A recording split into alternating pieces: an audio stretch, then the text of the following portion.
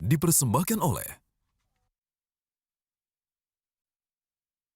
Kembali lagi dalam dialog 4 pilar MPR RI, masih bersama Pak Zainud Tauhid dan juga Pak Kiai Haji Ali Mustafa Yaakub. Pak Zainud, ini kalau kita bicara soal toleransi beragama, itu dijamin oleh Undang-Undang Dasar kita, bahwa setiap apapun boleh memilih agamanya dan menjalankan keyakinannya masing-masing. Nah, pernah terjadi gesekan-gesekan tentunya. Nah, dalam gesekan-gesekan itu ya dengan berbagai alasan lah, tapi juga gesekan-gesekan itu juga terjadinya ya ada yang provokasi juga gitu sebetulnya. Nah, ini gimana supaya itu tidak terjadi, dan kalaupun itu terjadi, bagaimana harusnya diselesaikan sebetulnya menurut Anda? Iya, makanya kan pemerintah mengembangkan yang namanya forum musyawarah umat beragama itu ya. Saya kira ini harus diefektifkan ya, forum itu, sehingga segala persoalan yang muncul itu bisa didialogkan di situ, ya, sehingga tidak persoalan itu kemudian penyelesaiannya melalui kekerasan, ya, menyelesaiannya melalui anarkis gitu. Tapi persoalannya itu kita angkat, kita musyawarahkan. Apa sih sesungguhnya menjadi persoalan saudara kami yang non Muslim misalnya, atau berbeda lah alirannya, yang berbeda dengan kami, atau yang berbeda dengan aliran misalnya.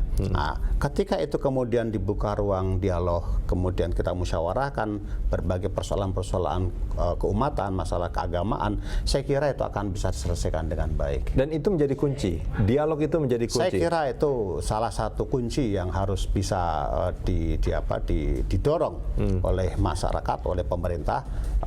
Dialog itu terus dikembangkan. Boleh nggak kalau saya katakan bahwa itu adalah satu-satunya kunci bahwa toleransi beragama itu bisa berdiri kalau dialog itu dilaksanakan dengan baik, secara efektif seperti itu, atau bagaimana menurut Anda?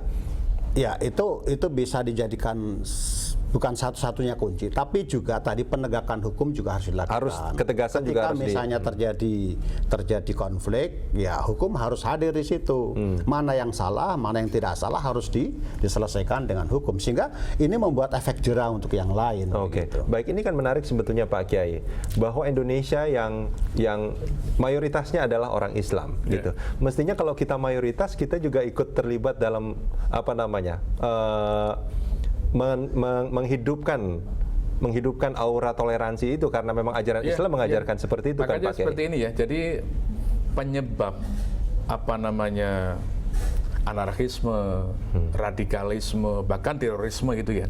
Saya melihat secara umum itu ada 3. Pertama, karena ketidakadilan. Adanya ketidakadilan itu.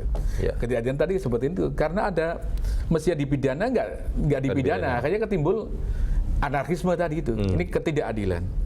Yang kedua, karena ada faktor memang rekayasa, memang dibikin seperti itu. Dan itu harus dicari orang yang melakukan itu. Ini kalau pernyataan misalnya seperti Edward Snowden dan Hillary Clinton misalnya, kalau pernyataannya itu benar ya kan, bahwa ISIS itu misalnya itu dibikin oleh negara-negara tertentu untuk kepentingan tertentu. Kalau itu betul, berarti kan ISIS juga itu kan memang direkayasa untuk ada gitu kan. Nah, yang ketiga, ini barangkali yang tugas ulama ini ya.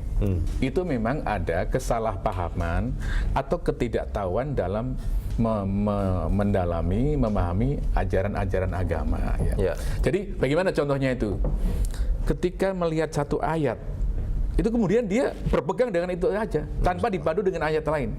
Padahal kemungkinan itu ada korelasinya. Loh, jelas. Begini contohnya kan banyak sekali ayat-ayat yang menyuruh kita perang gitu ya. Misalnya begini. Ya ayuhan nabiyyu ya jahidil kufara wal munafikin waghlud alaihim wa ma'wahum jahannam. Wahai nabi, ya perangilah ya, atau jihadlah terhadap orang-orang kafir dan orang-orang munafik, dan berlaku keraslah terhadap mereka karena tempat mereka adalah neraka. Kalau orang ambil ayat ini saja, itu akan kemana-mana bawa pedang itu. Ya kan?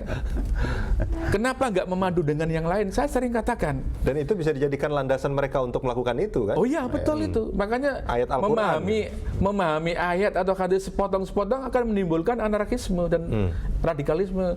Sekarang coba dibandingkan. Kalau orang non-muslim mesti harus diperangi, mengapa Nabi tidak pernah membunuh mertua beliau sendiri? Nabi itu punya mertua beragama Yahudi, namanya Huyai bin Akhtab.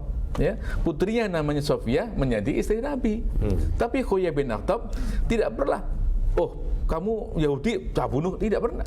Ada lagi, Nabi akrab sekali dengan seorang saudagar gandum namanya Abu Syaham.